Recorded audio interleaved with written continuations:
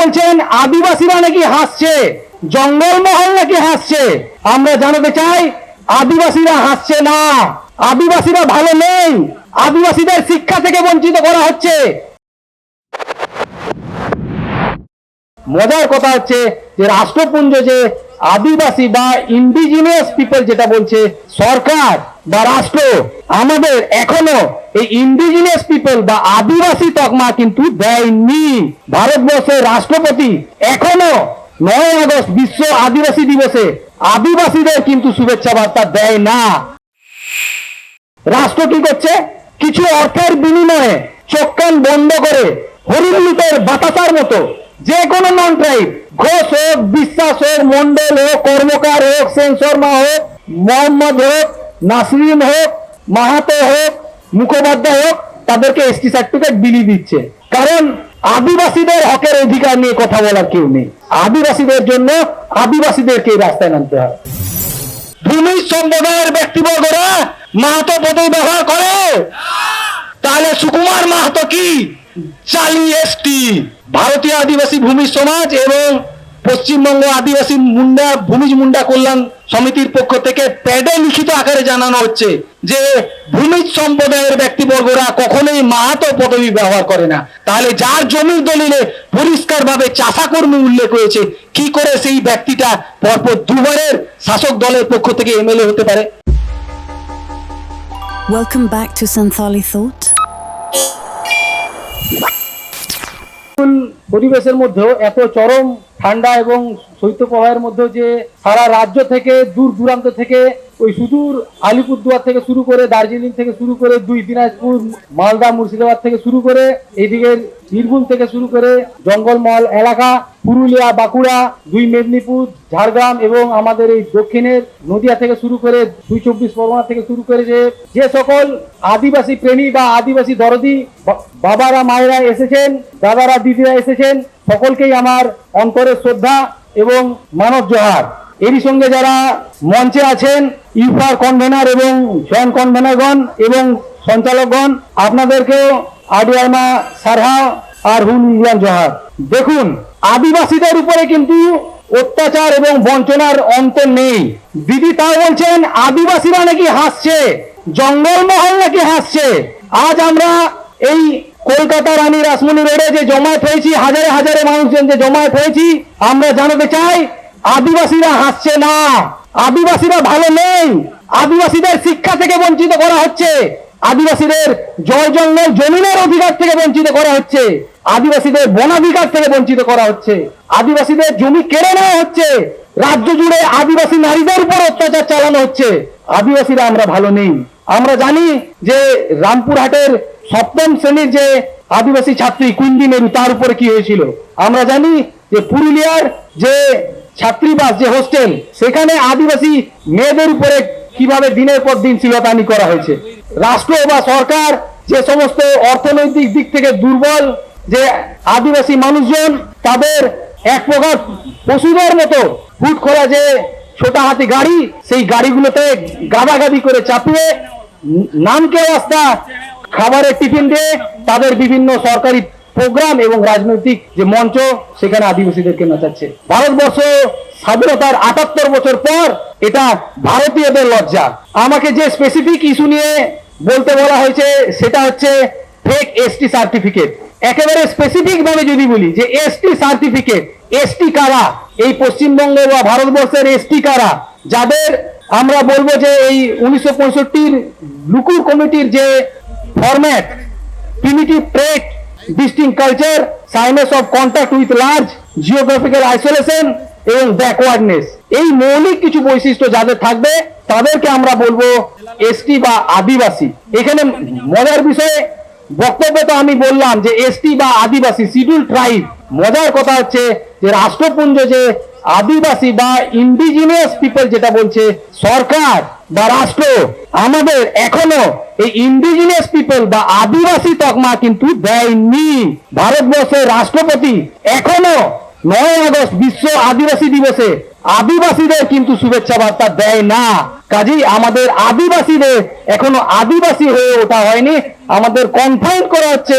হয় তোমরা বনবাসী হয়ে দেখো, অথবা শিডিউল ট্রাইব হয়ে থাকো, এই নিয়েও আমাদের আন্দোলন।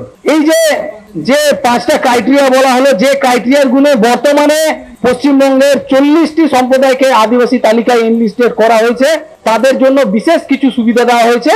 এবং ধরে নিন রাজ্য বা কেন্দ্রের পক্ষ থেকে ওই 6% কি 7.5%, এই বিশেষ কিছু সুবিধা কি, শিক্ষার কিছু বিশেষ সুবিধা বা অধিকার, চাকরির কিছু সুযোগ সুবিধা বা অধিকার, জল জঙ্গল জমিনের অধিকার, বনাধিকার। এই যে আদিবাসীদের যে দাবি বা এই যে আদিবাসীদের যে অধিকার বা আদিবাসীদের উপরে বিভিন্ন সময় যে আক্রমণ, জাতিগত বিদ্বেষ, এর জন্য কিন্তু বিভিন্ন অ্যাট্রোসিটি অ্যাক্ট রয়েছে, কিন্তু এগুলো শুধুমাত্র খাতায় কলমে বা সংবিধানের মধ্যে সীমাবদ্ধ হয়েছে।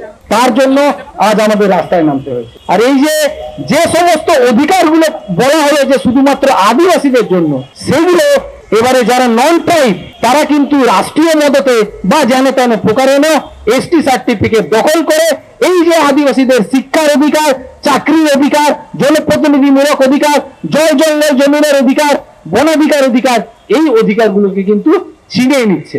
রাষ্ট্র কি করছে, কিছু অর্থের বিনিময়ে চোখ কান বন্ধ করে হরিণ লুটের বাতাসার মতো যে কোনো নন ট্রাইব, ঘোষ হোক, বিশ্বাস হোক, মন্ডল হোক, কর্মকার হোক, সেন শর্মা হোক, মোহাম্মদ হোক, নাসরিন হোক, মাহাতো হোক, রায় হোক, সেন শর্মা হোক, ভট্টাচার্য হোক, মুখোপাধ্যায় হোক, তাদেরকে এসটি সার্টিফিকেট বিলি দিচ্ছে।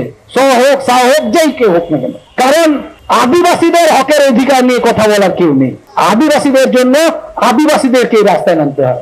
এই যে প্রশাসন বা রাষ্ট্র, তারা রাষ্ট্রীয় মদতে বা রাষ্ট্রীয় ভাবে তারা ইন্টেলেকচুয়ালি এবং খুবই ট্যাক্টফুলি তারা আদিবাসীদের অধিকার লুট করছে। যাকে পাচ্ছে তারা এসটি সার্টিফিকেট দিচ্ছে। এই যে ফেক এসটি সার্টিফিকেট, অনেকের এটা মনে হয় যে ফেক এসটি সার্টিফিকেটটা কি, এটা কি তাহলে কতিপয় মানুষ যারা শহরাঞ্চলে থাকে তাদেরই জন্য? দেখুন, এর আগে বললাম যে এই এসটি সার্টিফিকেট বা এসটিদের জন্য যে ধার্য সংরক্ষণের অধিকার, তার মধ্যে প্রথমে এবং বারংবার যে জিনিসটা বলছি, শিক্ষা। আমরা আদিবাসীরা শিক্ষা চাই, ধামসা মাদল নয়। এই যে শিক্ষাতে কোপ পড়ছে, একসময় ছিল আদিবাসীদেরকে শিক্ষার আঙিনায় আসতে দেওয়া হতো না, জাতপাতের বিচার ছিল। এখন ওটা তুলনামূলক কম হয়েছে, কিন্তু the basic pattern remains the same. এখন কি করা হচ্ছে, যারা নন ট্রাইব, ওই নন ট্রাইবদেরকে বা আদিবাসীদেরকে এসটি সার্টিফিকেট বিলি দেওয়া হচ্ছে। তাহলে শিক্ষার প্রত্যেকটা ক্ষেত্র, আপনি যে কোনো কলেজ ইউনিভার্সিটি দেখুন, যে কোনো ডিগ্রি কোর্স দেখুন, যে কোনো জায়গাতে আপনারা বিএড বলুন, আপনারা এমএড বলুন, আপনারা ডাক্তারি বলুন, আপনারা নার্সিং বলুন, আপনারা রিসার্চ সেক্টর বলুন, আপনারা ইঞ্জিনিয়ারিং বলুন, প্যারামেডিক্যাল বলুন, যে কোনো জায়গায় এসটি লিস্টে নন এসটিদের নাম আমরা দেখতে পাচ্ছি। ফলত সেই যে জায়গায় একটা রেপুটেড কোন ইনস্টিটিউট বা ইউনিভার্সিটিতে, যে জায়গায় বা কোন মেডিকেল, প্যারামেডিক্যাল, নার্সিং যাই হোক না কেন, যে জায়গায় কোন এক প্রকৃত আদিবাসী শিক্ষা লাভের কথা ছিল, সেখানে ঢুকে পড়ছে কোন এক মাহাতো, কোন এক সরকার, কোন এক রায়, কোন এক হাজরা, কোন এক মন্ডল, কোন এক দাস, কোন এক কর্মকার। সরকার দেখছেন না। প্রথম তাদের টার্গেট হচ্ছে শিক্ষা থেকে বঞ্চিত করা, এরপর চাকরি, জনপ্রতিনিধিমূলক ক্ষেত্র বা আরো অন্যান্য বনাধিকার আইন।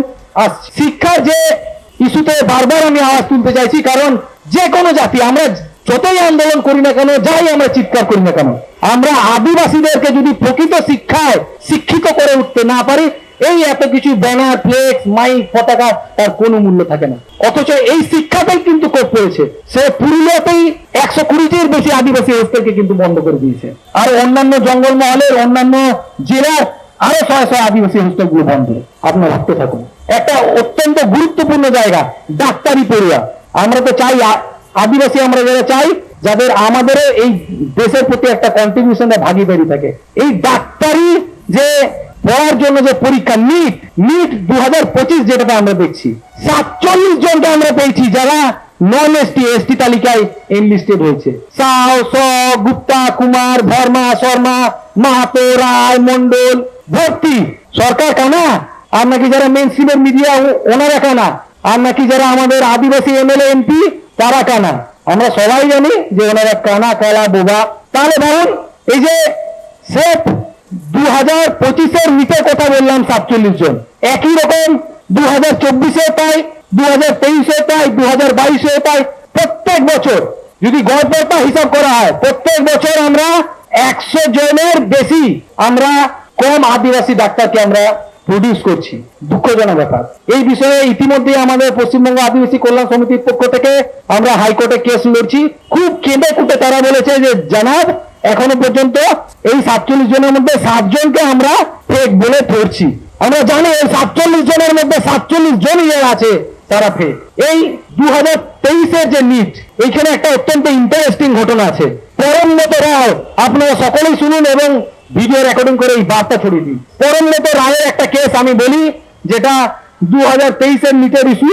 এই 2023-এর ফর্ম ফিল আপ হয়েছিল 6 এপ্রিল 2023, রেজাল্ট বেরিয়েছিল 7 মে 2023। সেই ছেলেটি রেজাল্ট বেরোনোর মে মাস, জুন মাস, 1 মাসের মাথায় সে এসসি সার্টিফিকেট বের করলো, শিডিউল কাস্ট, এবং ফার্স্ট কাউন্সিলিং এ তার একটা ক্যাটাগরিতে নাম বেরোলো এবং সে এতই পিছনের দিকে নাম ছিল সে চান্স পেল না। এই এসসি সার্টিফিকেটটা সে সাউথ 24 পরগনার বারুইপুর এসডিও থেকে বের করলো এবং ঠিক তার 2 মাস 6 দিনের মাথায় বসিরহাট এসডিও উত্তর 24 পরগনা 11 আগস্ট 2023 থেকে এসটি সার্টিফিকেট বের করলো।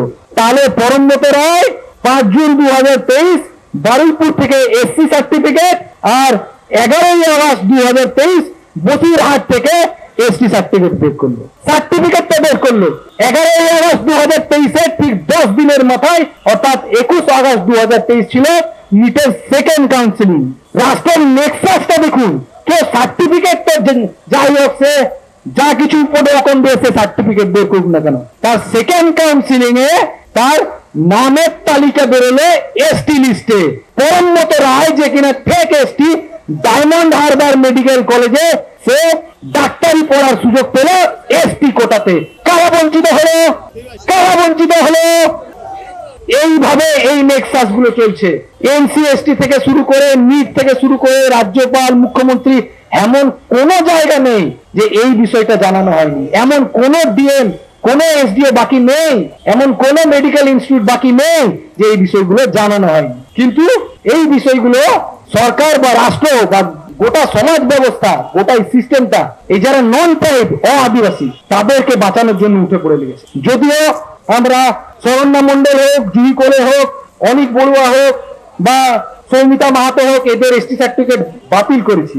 আমরা এই 2023-এর যে আমাদের আদিবাসী ছাত্রী, যে পরবর্তীতে পশ্চিমবঙ্গ আদিবাসী কল্যাণ সমিতির পক্ষ থেকে আমরা লড়াই করছিলাম, এই আমাদের যে মেয়েটি ইতিশা সোরেনকে কিন্তু আমরা জাস্টিস দিতে পারিনি।